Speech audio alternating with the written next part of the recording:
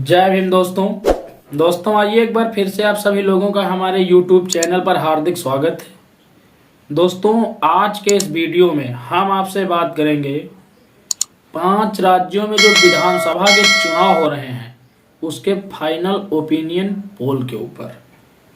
दोस्तों कल 7 नवंबर 2 राज्यों में प्रथम चरण का चुनाव हुआ। मिजोरम जहां पे विधानसभा की 40 सीटें हैं, मिजोरम में 40 की 40 सीटों पर ये चुनाव संपन्न हुआ और छत्तीसगढ़ जहां पे 90 विधानसभा की सीटें हैं वहां पर 20 विधानसभा की सीटों पर चुनाव संपन्न हुआ। किस पार्टी को कितना वोट मिल रहा है ये हमने कल के वीडियो में आपको बताया था। अब हम आपको इस वीडियो में ये बताने का प्रयास करेंगे कि संभवतः या अंततः किस राज्य में कौन सी पार्टी सरकार में आ सकती है। जैसा कि हमने अपने थंबनेल पर ही आपको बताया है कि कहां पर कौन बना रहा है सरकार, और बसपा जिसका हम अपने वीडियो में खास तौर पर चर्चा करते हैं, या हम यूँ कहें कि हम बसपा के फेवर में ही अपने वीडियो बनाते हैं। दोस्तों तो चलते हैं कि किस राज्य में कौन बना सकता है सरकार। तो सबसे पहले बात कर लेते हैं हम मिजोरम की, क्योंकि हमने मिजोरम पे बहुत कम बात किया है। यहाँ पे बसपा चुनाव नहीं लड़ रही है, इसलिए हम उन्हीं विषयों पे चर्चा करते हैं जहाँ बसपा का अस्तित्व होता है। दोस्तों मिजोरम में ना भाजपा सत्ता में है न कांग्रेस। वहाँ पर एक अपना लोकल दल है, स्थानीय दल है, जो भाजपा के समर्थन में चुनाव लड़ा और जीता और वहाँ पे राज कर रहा है। दोस्तों आपको बताता चलूँ, बसपा मिजोरम में चुनाव नहीं लड़ रही है और भाजपा की स्थिति भी वहाँ ठीक नहीं है। भाजपा के साथ 2018 के चुनाव में जिस दल ने मिलकर चुनाव लड़ा था उस दल ने मणिपुर की घटना को ध्यान में रखते हुए भाजपा से साफ साफ गठबंधन करने से मना कर दी। अभी हम चलते हैं थोड़ा छत्तीसगढ़ की ओर। दोस्तों अगर छत्तीसगढ़ की बात करें तो छत्तीसगढ़ में इस समय कांग्रेस सत्ता में थी, भूपेश बघेल वहां पे मुख्यमंत्री थे। भाजपा फाइट कर रही थी, लेकिन भाजपा और कांग्रेस के इस फाइट में छत्तीसगढ़ में एक तीसरे दल ने भी अपनी जगह बनाई और वो है बहुजन समाज पार्टी। दोस्तों मैंने अपनी हर वीडियो में जिक्र किया है कि बसपा ने गोंडवाना गणतंत्र पार्टी से गठबंधन कर अपनी जड़ों को मध्य प्रदेश और छत्तीसगढ़ में मजबूत बनाया है। छत्तीसगढ़ में कांग्रेस और भाजपा और बसपा अगर देखा जाए तो इन तीनों के बीच मामला त्रिकोणीय बन सकता है, और तमाम लोगों के सर्वे तो ये भी बताते हैं कि छत्तीसगढ़ के अंदर बसपा सरकार में आ सकती है। लोगों का ये मानना है कि या तो बसपा पूर्ण बहुमत की सरकार बनाएगी, और अगर सरकार नहीं बना पा रही है तो बसपा के बगैर कोई भी राजनीतिक दल सरकार नहीं बना पाएगा। कहने का सीधा सा तात्पर्य है कि बसपा सरकार में शामिल होगी। और अब हम बात करते हैं थोड़ा मध्य प्रदेश की। मध्य प्रदेश में भी बसपा का गठबंधन गोंडवाना गणतंत्र पार्टी से हुआ है। पिछले विधानसभा में वहां पर बसपा के 2 विधायक थे, एक पथरिया विधानसभा और एक भिंड। दोस्तों आपको मैं बताता चलूं कि बसपा मध्य प्रदेश के अंदर इतनी ज़्यादा मजबूत हो गई है इस समय, तो वहाँ पे बसपा प्रमुख मायावती जी चुनावी जनसभाएं कर रही हैं। चुनावी जनसभाओं का तभी ऐलान भी नहीं हुआ था, उससे पहले मध्य प्रदेश में भाजपा और कांग्रेस से नाराज बड़े बड़े नेता, बड़े बड़े मंत्री, यहाँ तक कि 4-4 बार के विधायक रहे, 2-2 बार के मंत्री रहे लोग भाजपा और कांग्रेस से टिकट ना मिलने की वजह से भाजपा और कांग्रेस को छोड़कर तीसरे विकल्प के रूप में उन्होंने बसपा को चुना। साथियों, मध्य प्रदेश की अगर हम बात करें तो मध्य प्रदेश में बसपा पूर्ण बहुमत की सरकार तो नहीं बना पाएगी, क्योंकि यहाँ पे 230 विधानसभा की सीटें हैं।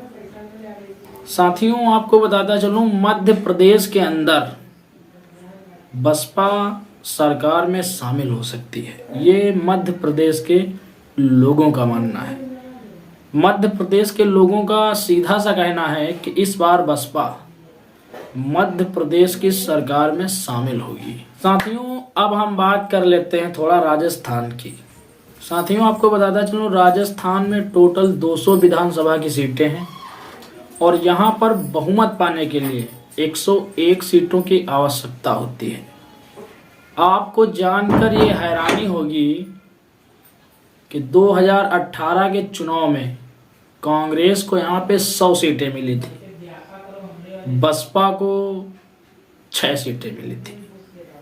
कांग्रेस बहुमत से 1 सीट पीछे थी। और किसी भी प्रकार से हम कहें, कांग्रेस ने बसपा के छक्के 6 विधायकों को तोड़कर कांग्रेस में विलय कर लिया और कांग्रेस की बहुमत की सरकार बना ली। अगर बसपा राजस्थान के अंदर 2018 में ही सक्रिय होती तो सरकार में शामिल हो सकती थी, लेकिन थोड़ी सी चूक बसपा को महंगी पड़ गई। साथियों, 2018 में जो हुआ सो हुआ, लेकिन 2023 के चुनाव में बसपा राजस्थान में तीसरी सबसे बड़ी पार्टी बनकर उभरी है और बसपा के नेताओं का ये कहना है कि अगली बार हम 6 विधायक जीते थे, इस बार 60 जीतेंगे। साथियों, बसपा के नेताओं का एक कहना है कि हम मध्य प्रदेश और राजस्थान में किसी भी कीमत पर इस बार सरकार में शामिल होंगे और इन 2 राज्यों में जनता का भी साथ बसपा को मिलता नजर आ रहा है। अब एक अकेला राज्य बचा, तेलंगाना।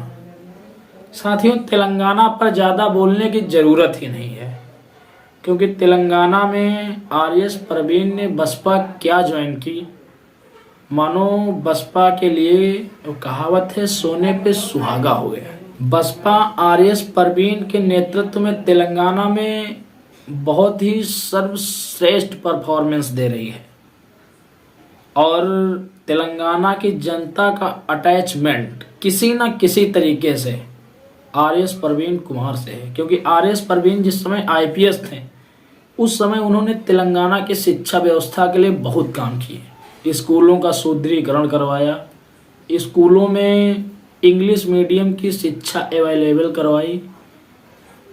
इन सब कामों से तेलंगाना की जो आवाम है वो आरएस परवीन से बहुत ज़्यादा प्रभावित है।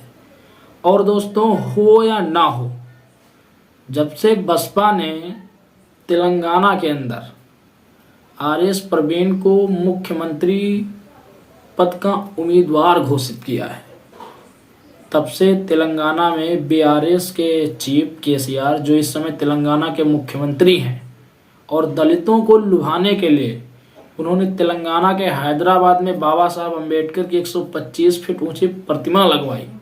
उनके भी दिलों की धड़कनें तेज हो गई हैं।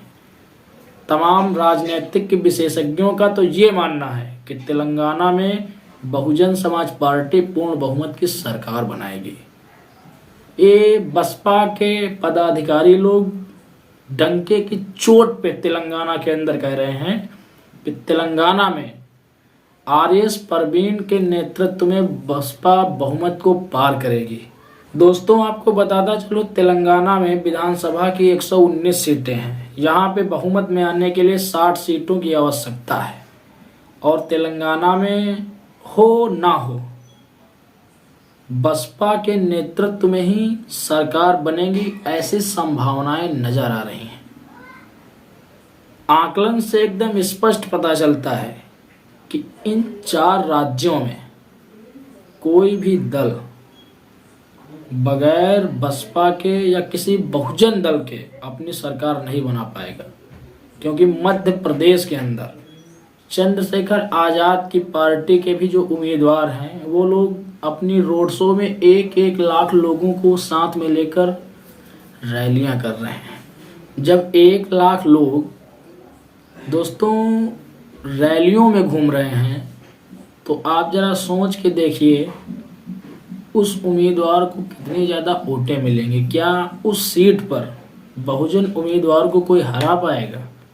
तो साथियों, अगर आपने वीडियो को पूरा सुना है तो विचार कीजिए, विमर्श कीजिए कि क्या बिना बसपा और बिना किसी बहुजन दल को साथ लिए कोई भी राजनीतिक दल इन चारों राज्यों में सरकार बना पाएगा? और क्या बसपा छत्तीसगढ़ तथा तेलंगाना में पूर्ण बहुमत की सरकार बना पाएगी? कमेंट सेशन में आके आप हमें ज़रूर बताइए। इस वीडियो में यहीं पर हम अपनी वाणी को विराम देंगे। मिलेंगे एक अगले वीडियो में एक अगले मुद्दे के साथ। तब तक के लिए आप सभी को मेरा सादर जय भीम।